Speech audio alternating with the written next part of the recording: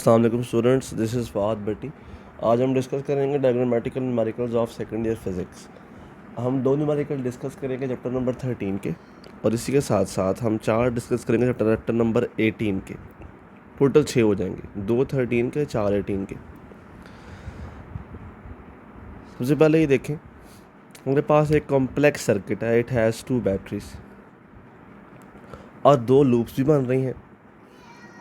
आपने पहला काम ही नोट करना है कौन सी बैटरी बड़ी है और उस बड़ी बैटरी से करंट को फ्लो करवाना है। जैसे 9 और 6 में से 9 वोल्ट्स का पोटेंशियल ज़्यादा है, तो करंट को इस पॉजिटिव से निकल के इस नेगेटिव तक जाना चाहिए।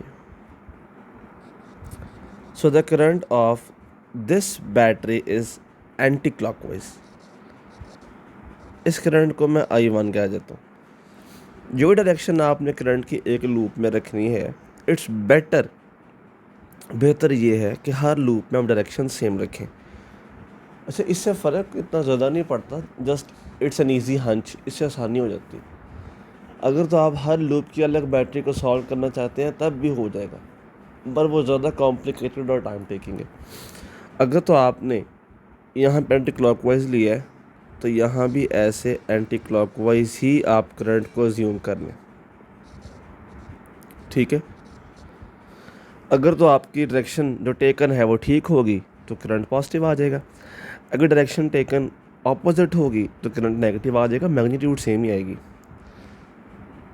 अब इस R को आप कह दें R1, इसे कह दें आप R2, क्योंकि उसने कहा है find the current which flows in all the resistances. तो आपने R1 और R2 से फ्लो होने वाला करंट बताना है। करंट बताने के लिए you need to calculate I1 and I2 first. पहले करंट्स निकालने पड़ेंगे, फिर ही तो आपको निकालना पड़ेगा। Now let's solve the first loop. आप इसको नाम दे दें अपने मुताबिक। This is A, B, C, D. So the first loop is A, B, C, D, A. The first loop is A, B, C, D, A.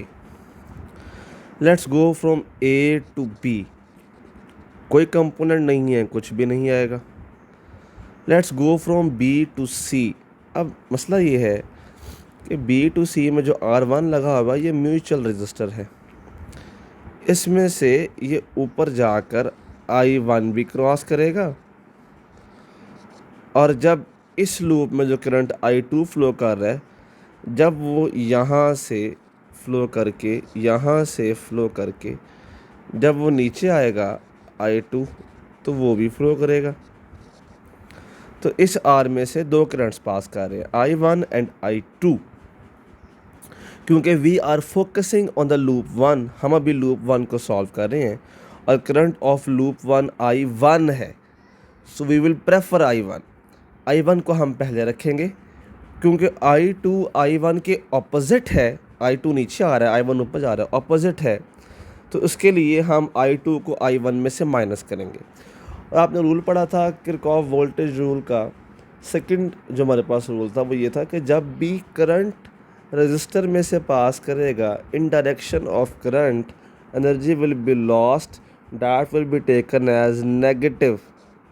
तो current कितना pass कर रहा है, R1 में से I, जो R1 में से पास कर रहा है, साथ R1।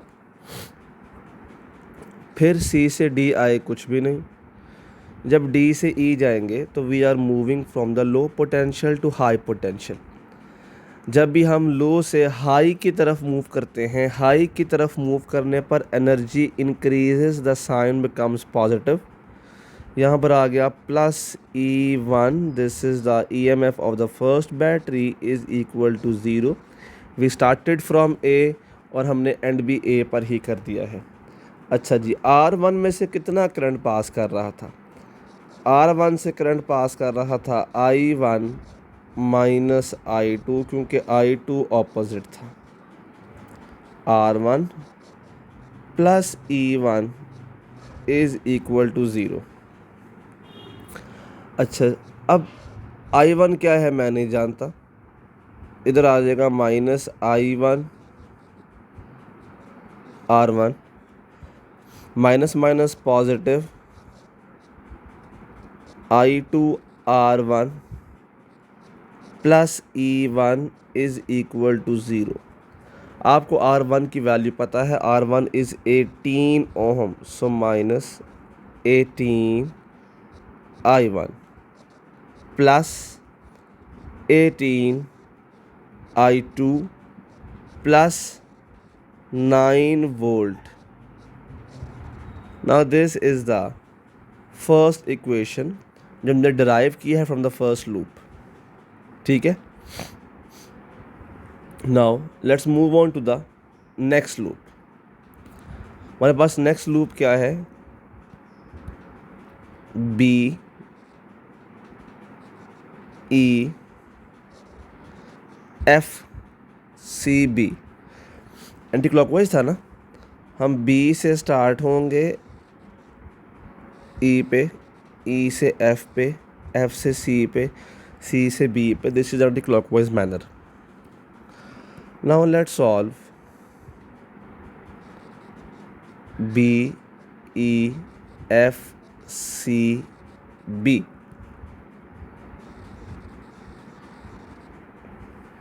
ठीक है, बी टू ई दरमियान में आर आ गया और इस आर में से सिर्फ एक करंट पास कर रहा है। Whenever we pass through a resistor energy is lost, sign आएगा माइनस, सिर्फ एक करंट पास कर रहा है I2, तो माइनस I2 R2।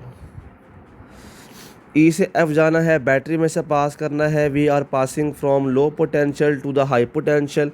हाई का मतलब है एनर्जी इज ऑब्टेन्ड, तो प्लस E2। एफ से सी जाएंगे, कोई कंपोनेंट नहीं है, सी से बी जाएंगे तो दरमियान में R1 आ रहा है। लेकिन आप ये बात जानते हैं कि R1 में से दो करंट पास करते थे, क्योंकि now we are solving the loop 2, तो I2 पहले आएगा, I1 बाद में आएगा और फिर आएगा R1 is equal to zero.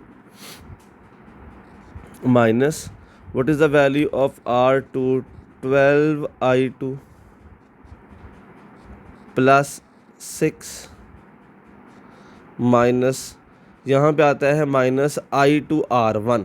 R1 कितना था, 18 था, minus 18 I2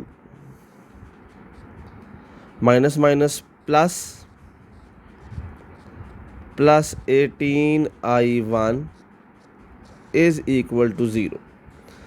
minus 12 I2 minus 18 I2, it becomes minus 30 I2 plus 18 I1 plus 6 is equal to 0. Now this is equation number 2 और this is equation number 1. देखें ज़रा, it has minus 18 I1, it has plus 18 I1. Let's add these two equations ताकि I1 तो ख़त्म हो जाए ना, so we can calculate easily I2. Adding 1 and 2, minus 18 I1 plus 18 I2, minus 18 I1 plus 18 I2 plus 9 first, then minus 30 I2 plus 18 I1 plus 6 is equal to 0. Minus 18 I1 plus 18 I1 तो ख़त्म, plus 18 minus 30 is minus 12 I2, 9 plus 6 is 15 is equal to 0. 12i2 वहाँ पे चला गया तो 12i2 equal के उस side पर जाकर पॉजिटिव हो जाएगा। 12i2 is equal to 15, i2 is equal to 15/12, 15/12 that is 1.25 ampere. हमने एक करंट सॉल्व कर लिया है by comparing the equations. Put this I2 in any equation, आपकी मर्ज़ी के मुताबिक पुट इट इन I1 और I2, जैसे भी आप पुट करना चाहेंगे। So you can calculate I1 as well. तो let's put it into second equation, चाहे आप फर्स्ट में कर दीजिएगा, उससे फ़र्क नहीं पड़ता।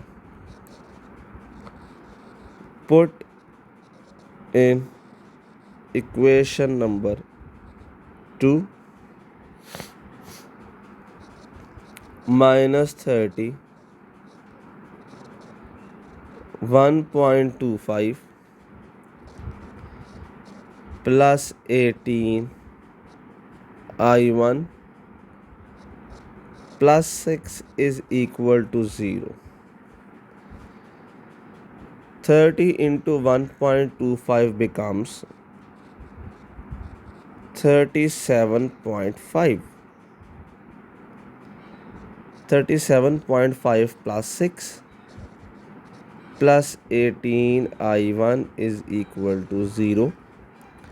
37.5 नेगेटिव में है, 6 पॉजिटिव में है। The remaining is -31.5 plus 18 I1 is equal to 0. Let's move 31.5 to the other side of the equation. That becomes the positive 31.5. I1 is equal to 31.5 by 18 is 1.75 ampere.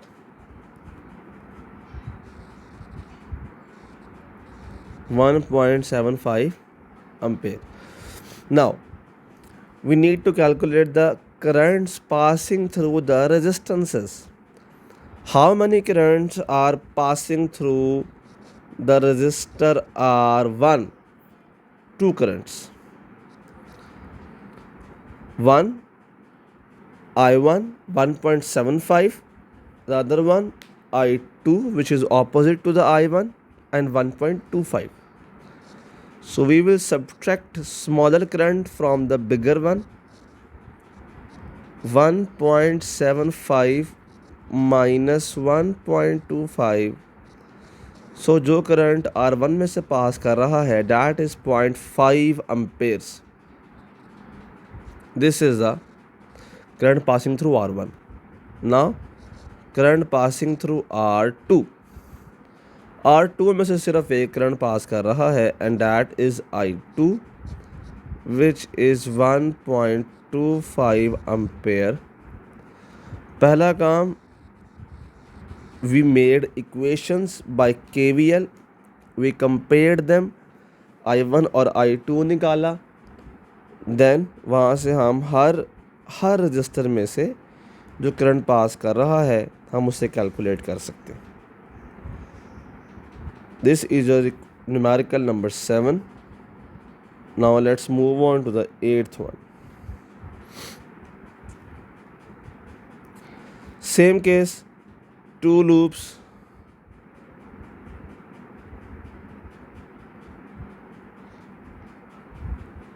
two batteries, 6 resistances. आप देखें इसमें से हमारे पास ज़्यादा बड़ी battery कौन सी है? The bigger battery is 10 volt. The current will pass through like this.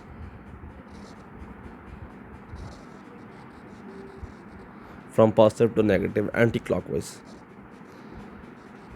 इसको आप I1 कह दें और similarly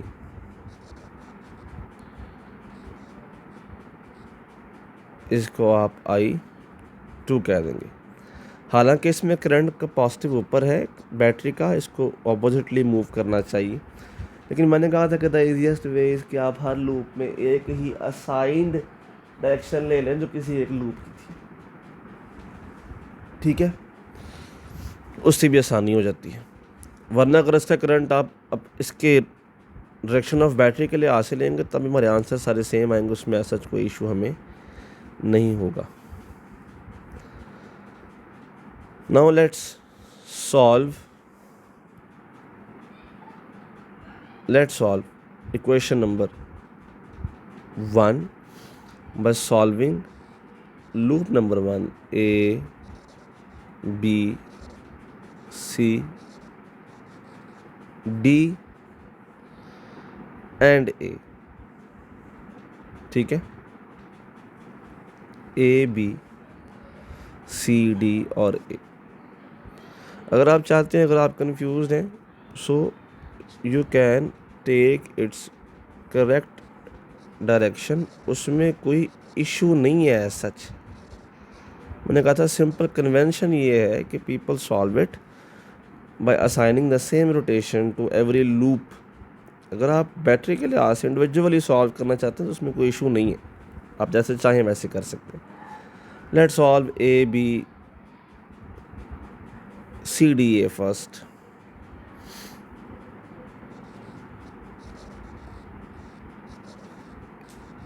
A B C D A, when we move from A to B there is a resistor, energy will be lost minus I1, आप इनको चाहे नाम दे दीजिए अपनी मर्ज़ी से। This is R1 R2 R3 R4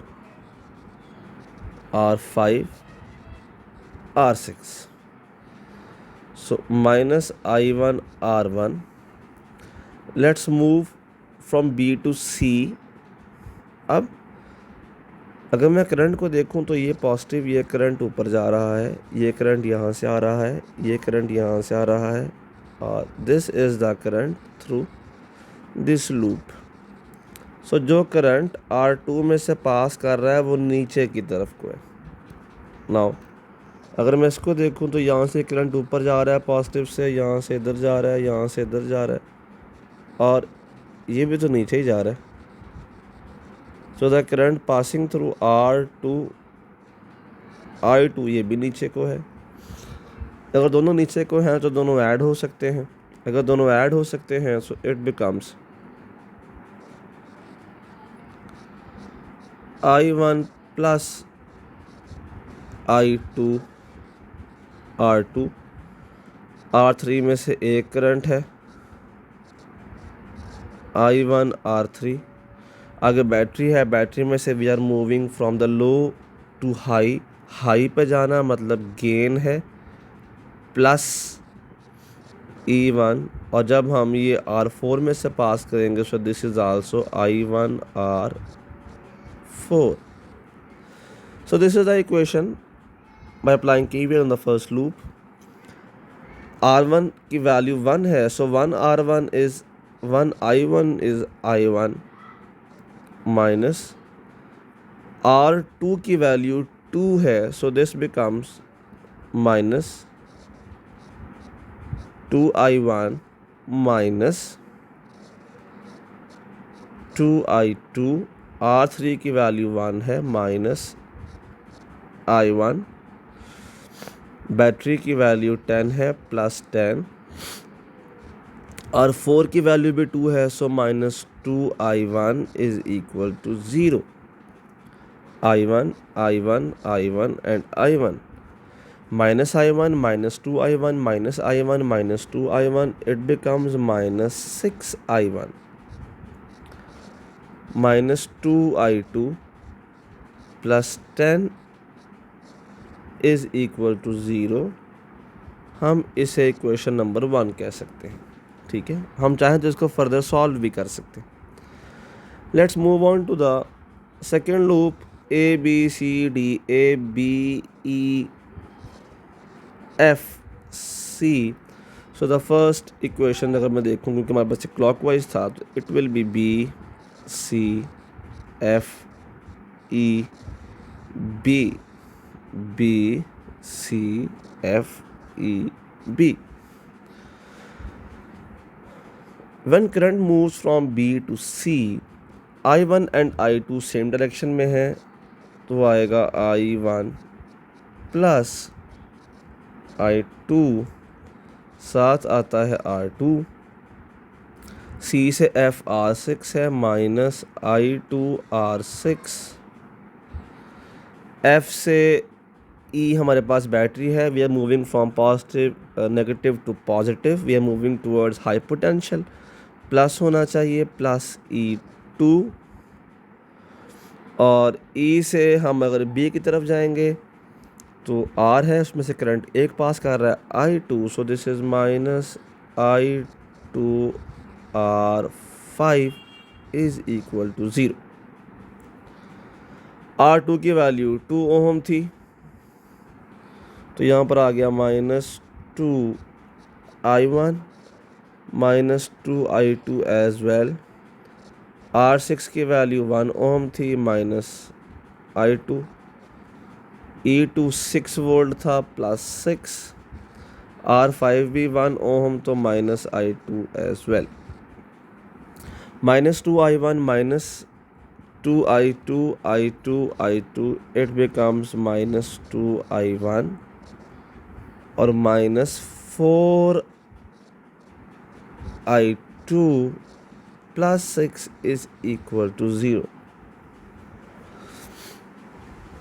अब there are two possibilities। यहाँ तो हम इस इक्वेशन को 3 से मल्टीप्लाई करते हैं ताकि 2 6 हो जाए, I1 दोनों कोफिशिएंट सेम हो जाएं और फिर हम उनको सॉल्व कर सकें, या फिर इस इक्वेशन को डिवाइड कर दिया जाए 2 से। अगर मैं इस इक्वेशन को 2 से डिवाइड करूँगा, डिवाइडेड बाय 2, तो ये बन जाएगा -I1 4/2 -2I2 plus 3 is equal to 0। Now -2I2 and -2I2 now they have same coefficients। अब हम इन्हें माइनस करेंगे।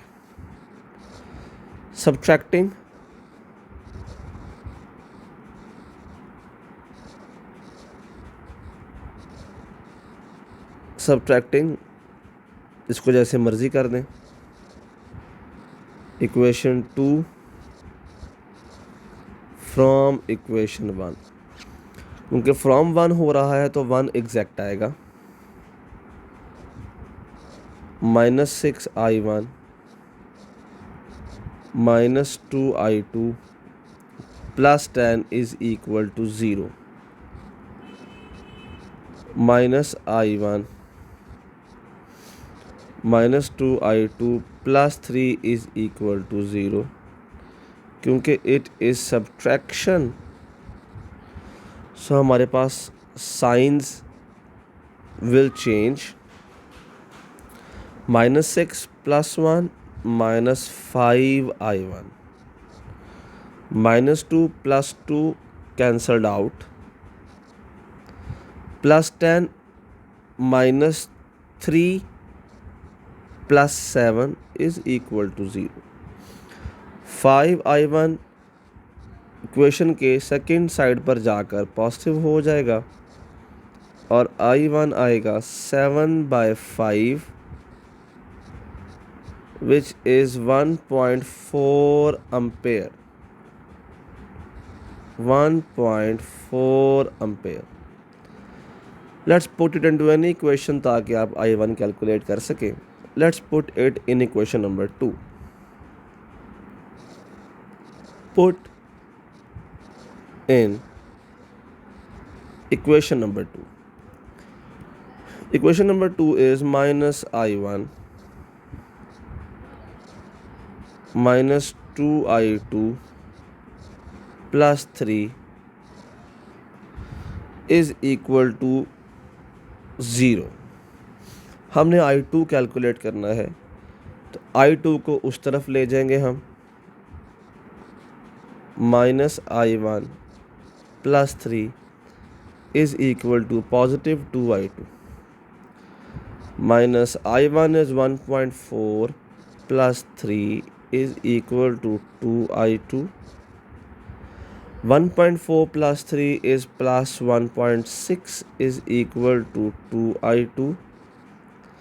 We need to calculate I2, तो वो आ जाता है 1.6 by 2 is equal to 0.8 ampere. दोनों करंट्स निकल चुके हैं। हमने हर रजिस्टर में से करंट निकालना है। R1 को देखें, R1 में से सिर्फ एक करंट पास कर रहा है, कौन सा? I1। R2 को देखें, R2 में से दोनों पास कर रहे हैं, I1 भी और I2 भी इन सेम डायरेक्शन। R3 को देखें, सिर्फ एक करंट पास कर रहा है, I1। R4 को देखें, सिर्फ एक पास कर रहा है, I1। R5 को देखें, सिर्फ एक पास कर रहा है, I2। R6 को देखें, सिर्फ एक पास कर रहा है, I2। क्योंकि ये देखें ना 1 4 3, ये तो लूप के इस साइड पर है, तो इनमें से तो सिर्फ I1 पास करेगा, इनमें से तो I2 पास नहीं कर सकता। 5 और 6 सेकेंड लूप की दूसरी तरफ है, तो उसमें से सिर्फ I2 पास कर सकता है। कॉमन रेजिस्टेंस सिर्फ और सिर्फ I2 है जो दरमियान में आ रही। What is the value of I1? 1.4 ampere. जिन जिन में सिर्फ I1 था उनमें करंट ओनली 1.4 एम्पेयर होगा। जिनमें I2 था उनमें करंट्स ओनली 0.8 एम्पेयर होगा। R2 में दोनों का सम था, तो 1.4 प्लस 0.8 इज 2.2 एम्पेयर। सब भी करंट आ गए। वो साथ ही कहता है find the power dissipated in each resistance. Her resistance में से आपने पावर डिसिपेशन भी निकालनी है, यानी कि हर इंडिविजुअल रेजिस्टेंस कितनी पावर को डिसिपेट कर रही है आपने ये कैलकुलेट करनी। You know the value of currents through resistors and the value of the resistances. We will use the simple formula I square R. I square R for every resistance involved in the circuit. क्योंकि आपको हर resistance में से गुजरने वाले current का पता है। जब हम बात करेंगे R1 की, तो यहाँ पर I1, क्योंकि R1 में से तो I1 पास कर रहा था ना, और R1।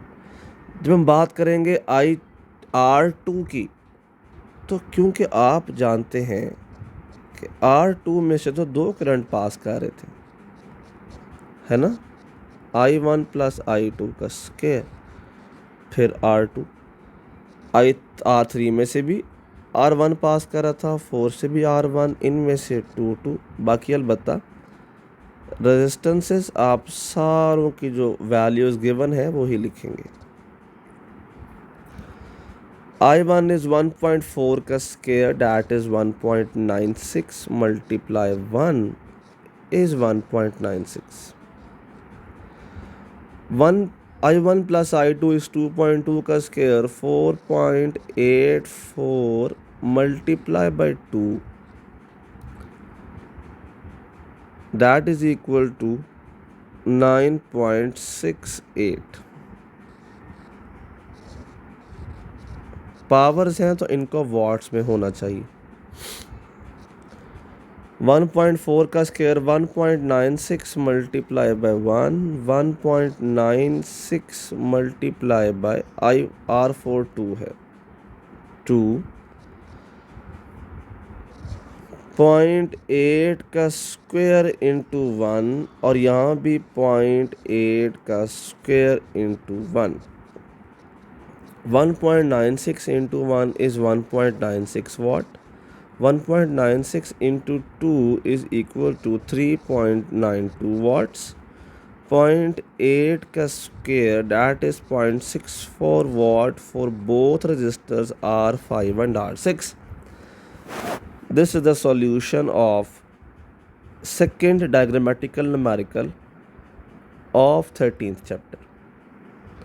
In next video, we will discuss the diagrammatical numericals of chapter number 18. Thank you.